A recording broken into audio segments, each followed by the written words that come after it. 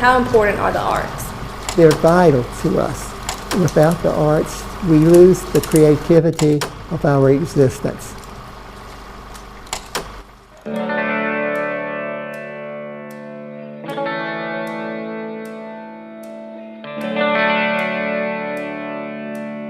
Many would call him a child prodigy, or special, or gifted. But as someone else once said, a rose by any other name would smell just as sweet. Wilson was talented. His parents were informed very early on that he was special and needed the right kind of learning environment to help him grow to his full potential. And they did just that.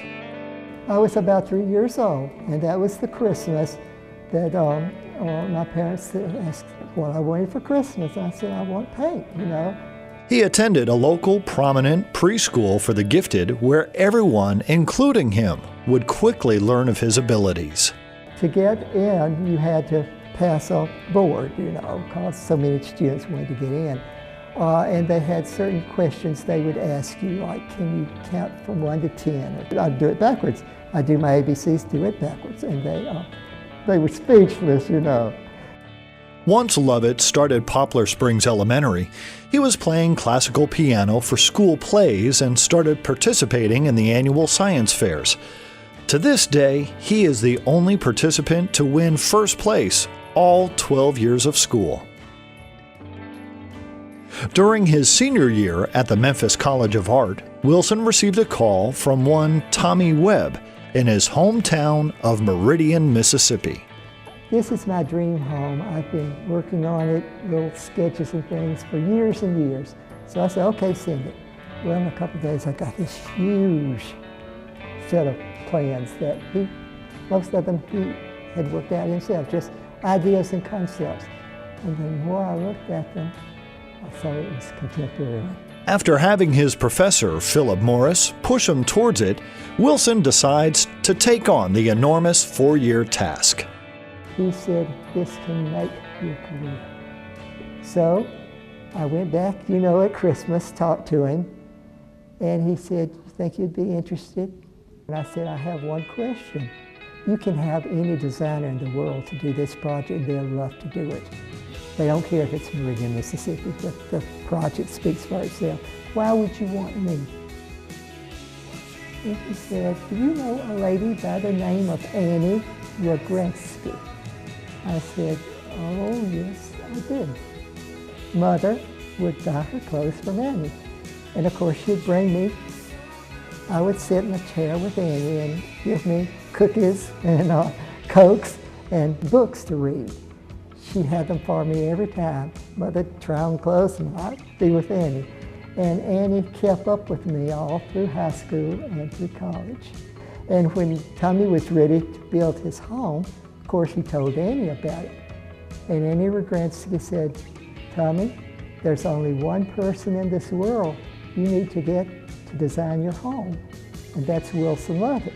So after that summer, I went back, came back to Meridian, started on the house. Tommy was this type person that he wanted to know everything about everything. And like if I told him, Tommy, you need this chair or this table, he said, well, let's go see where it was made.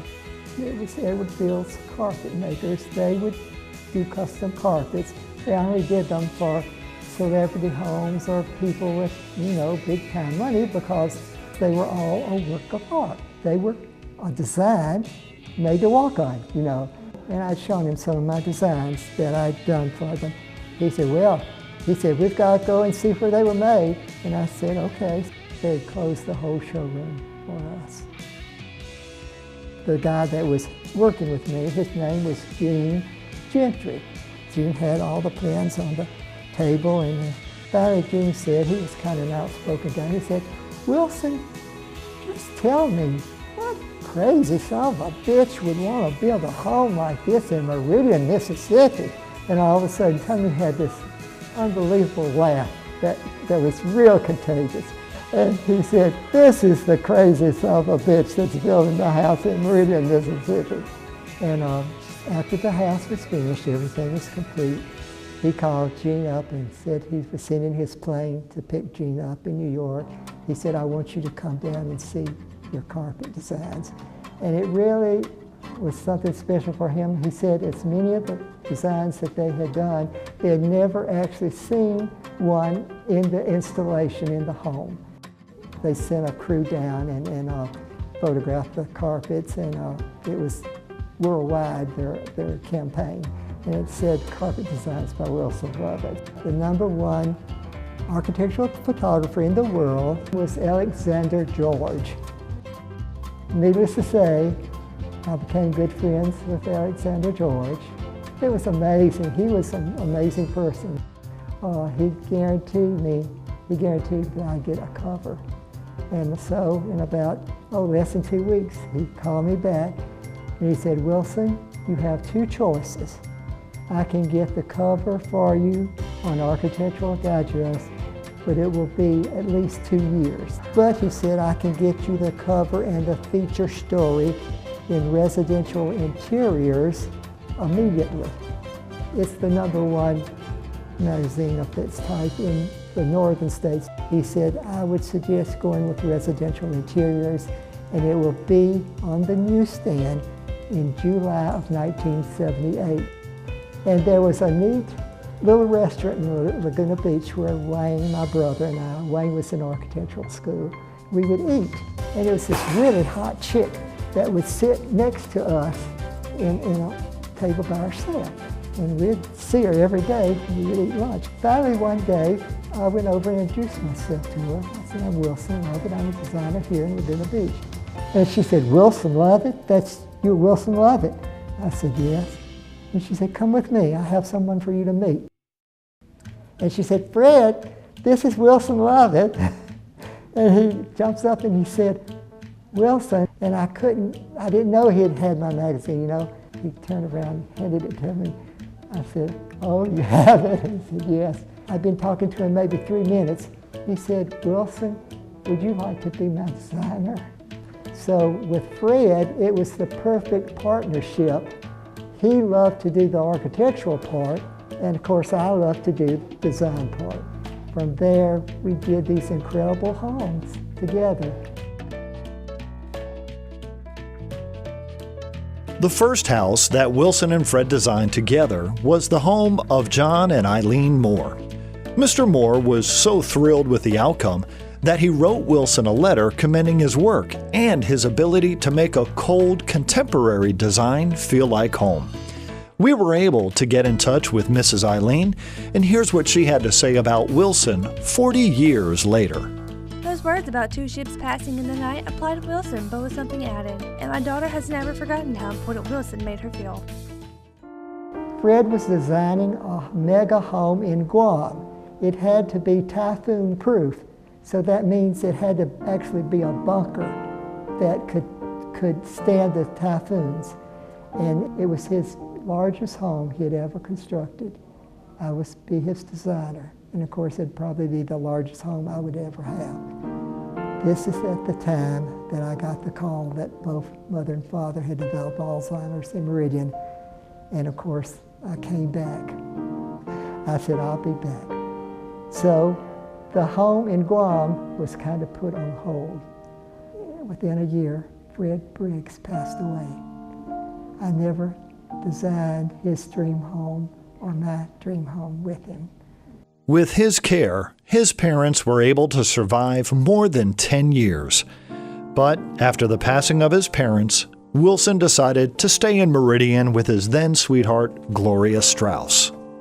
When I came back to Meridian, I was at the mall one day, and this really cool chick came walking by. She kept looking at me, and I thought, well, I think I know her, but I wasn't sure, you know. So Gloria went a couple of doors down and said, who's that guy back there? And I said, oh, that's Wilson Lovett. She comes running back and says, oh, Wilson, it's you. And I said, Gloria? You know.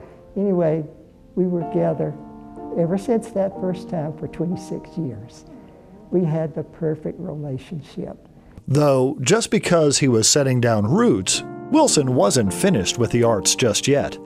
Over the years, Wilson helped send more than 10 students through design school. Some even went on to become international architects who still remember where they got their beginnings. I called him up. He knew me as soon as I called. He said, "Wilson, is that you?" And I said, "Yes, Michael, I'm just calling you, wish you happy holidays." "Wilson, I'm so glad you called." He said, "My wife and I have just had our first kid. It's a boy." I just said, oh, that's great. What's his name?" And he said, "Wilson." And when he said Wilson, that made all that worthwhile. Wilson was also able to use his contacts from his time in New York to help one of our very own from Meridian land contracts with Ford, Click, and elite modeling agencies. Over the years, his beloved Gloria passed away, and Blaze moved to New York to kick off his career, but he still keeps close contact with Wilson today. Today, Wilson is writing 2 books, teaching private art classes, is a design consultant, and is now returning to his roots, contemporary abstract art. And oh yes, Wilson is planning to return to Laguna Beach to jumpstart his second career.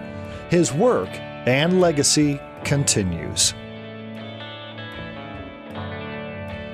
I never thought I was special. I had a special talent. I was able to take my talent and then mold it into something that would be, something special. No matter who you are, where you're from, you can make it. You can make it. Just believe in yourself and you can make it.